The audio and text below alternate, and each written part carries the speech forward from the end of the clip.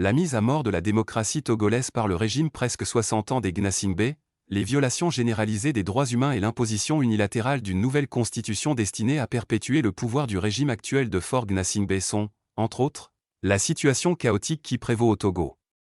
Le mouvement du 6 juin, M66, a préparé un document de 40 pages pour présentation lors de l'Assemblée générale des Nations unies à New York. Voici quelques points clés du document. Photo, M66 et alliés. Le mouvement citoyen M66 lance un appel urgent à une intervention internationale dans la crise togolaise. NW York, États-Unis, 22 septembre 2025. Le mouvement citoyen M66, en collaboration avec des organisations de la société civile et la diaspora togolaise, a publié aujourd'hui un mémorandum exhaustif, lançant un appel urgent à la communauté internationale pour une intervention décisive face à la crise politique et des droits humains qui s'aggrave au Togo.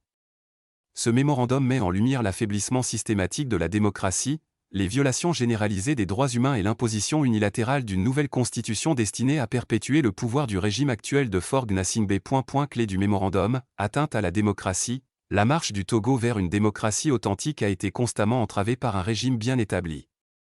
L'adoption récente d'une nouvelle constitution, le 19 avril 2024, sans consultation populaire et en violation des dispositions existantes, a transformé le Togo en un système parlementaire, abolissant de fait l'élection présidentielle directe et consolidant le contrôle du parti au pouvoir, l'UNIR.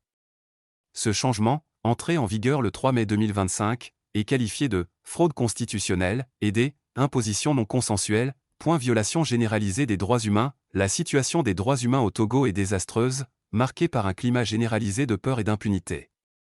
Les violations documentées comprennent des arrestations et des détentions arbitraires, des actes de torture et des mauvais traitements, y compris l'utilisation de chaises électriques, des exécutions extrajudiciaires, une répression violente de manifestations pacifiques avec un recours excessif à la force et un manque d'indépendance judiciaire.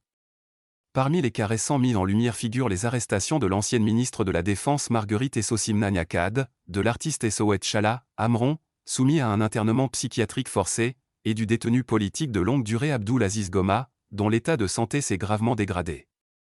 Jean-Paul Oumolou, issu de la diaspora, est en détention préventive depuis 4 ans, alors que l'activiste Foli Sachivi fait l'objet d'arrestations répétées.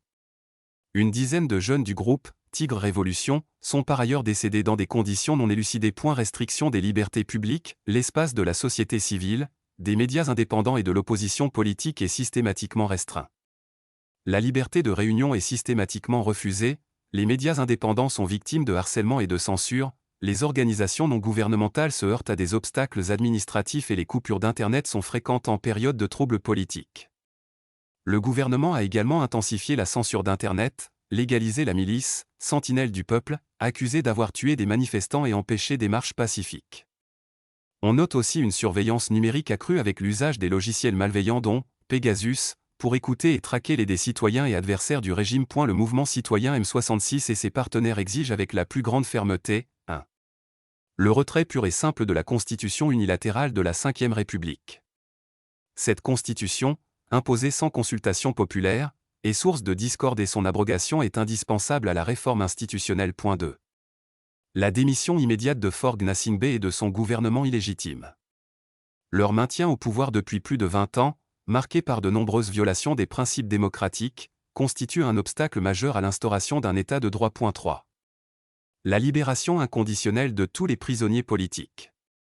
Leur détention arbitraire constitue une atteinte intolérable aux libertés fondamentales et une condition préalable à l'apaisement du climat social et politique. 4. La mise en place d'une transition pour l'instauration d'un État de droit démocratique au Togo. Cette transition doit inclure des consultations nationales visant à définir une nouvelle constitution consensuelle, des réformes institutionnelles profondes garantissant l'indépendance de la justice et la séparation des pouvoirs, des réformes électorales crédibles et transparentes, et la promotion de la réconciliation nationale. Appel aux différents acteurs de la communauté internationale, le mouvement M66 et les organisations alliées lancent un appel urgent à la communauté internationale pour qu'elle prenne des mesures décisives, aux Nations Unies, dépêcher une mission d'enquête pour évaluer de manière indépendante la situation des droits humains et la légitimité des changements constitutionnels.